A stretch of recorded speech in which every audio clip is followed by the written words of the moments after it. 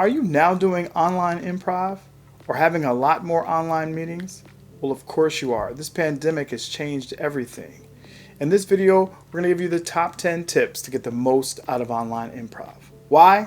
Because everything is better with improv.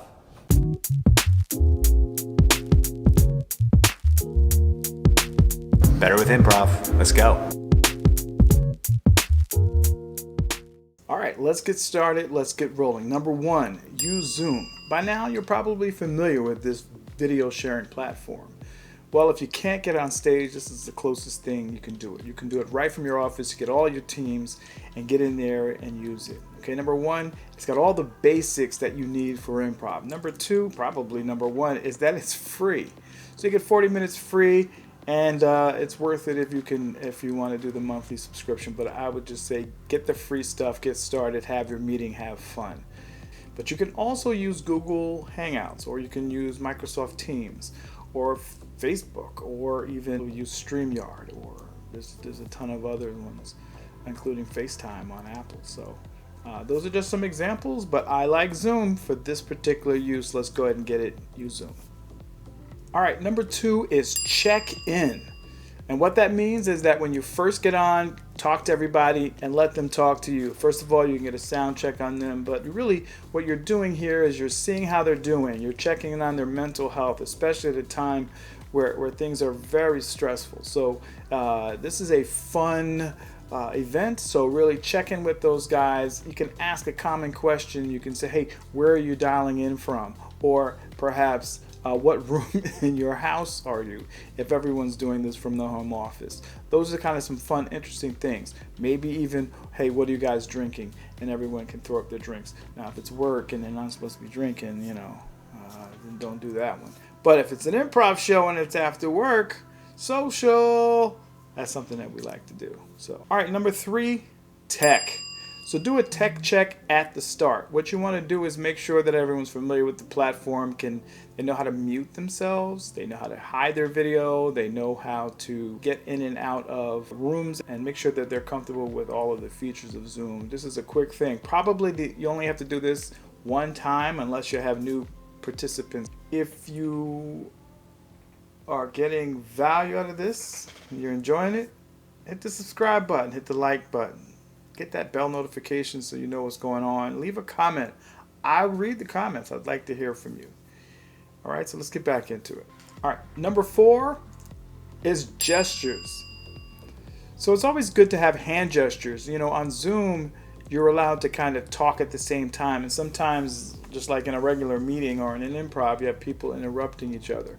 But it's not as clear when everyone's online. So one of the cool things you can do is gestures. You can say, hey, raise your hand for a question, or put up a full stop if you're running the scene, like pause, or maybe even an X to say scene.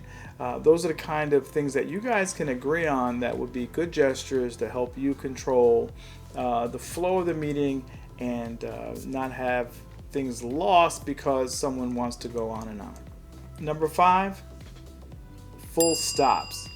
What I want you to do is to encourage your team and your players to have full stops. That means that I want them to take a breath.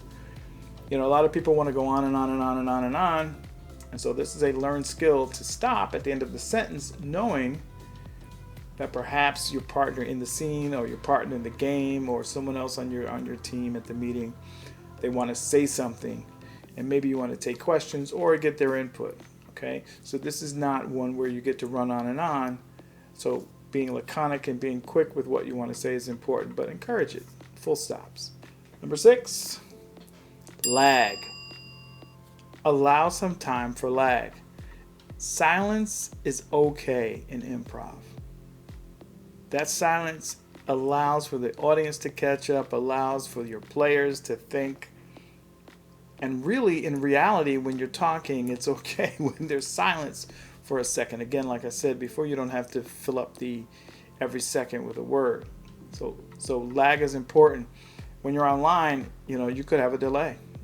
This thing is traveling thousands of miles across the globe, and you could have a glitch, or you could have a delay or a freeze. It's okay.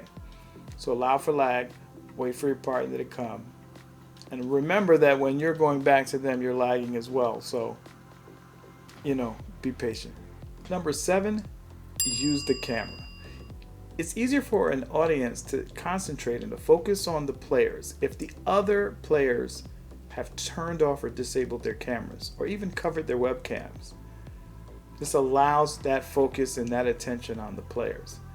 The cool thing is that if another player needs to walk on, they can enable their cameras and walk right on. So one power tip here is have your players change their portrait or avatar to a black screen rather than their portrait.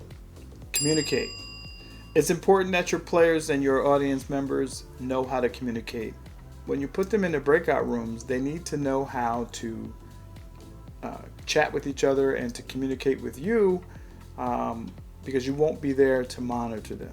So when you give them assignments to go off into the breakout room, just make sure that everyone knows how to use it, and you could even do a practice run. In an improv show, you won't be breaking out unless you have a huge group and you really want to do these exercises in smaller groups. Then I would recommend that you would have or appoint sort of a leader there for the smaller groups. And there's a lot of games we can do that. So communicate. Number 9 is nurture focus. So it's very easy to get distracted when you're looking at your laptop. You can have tons of other things going. So really what you want to do is try to encourage everyone to kind of turn off all the distractions, close the other tabs, silence their notifications, and just be present. That way that the improv show that they're performing in and watching will really be the most that it can be. This is no different than being at work or no different than being at a show. So it's the same thing. Give it that same respect, that same focus, and you will get the most. Number 10 is use your body.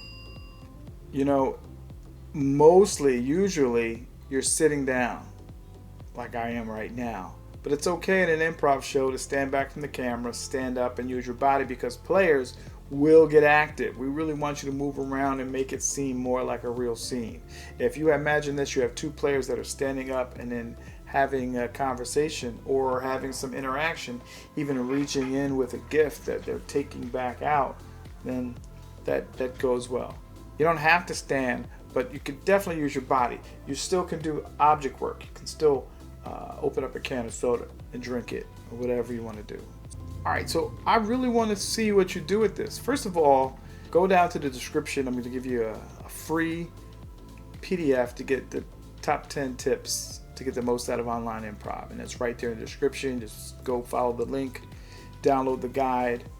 That's great. Secondly, I want you to leave me a comment and let me know which was your favorite tip, and also let me know if you plan on trying to do some online improv, or if you've been invited to an improv game or show or jam session, or maybe you want to use some of these as warm-ups for your online meeting, because those meetings get boring. All right, so do that. Let me know. Communicate. I will read all the comments, and I'll respond to them as well. So, all right, so that's it. See ya.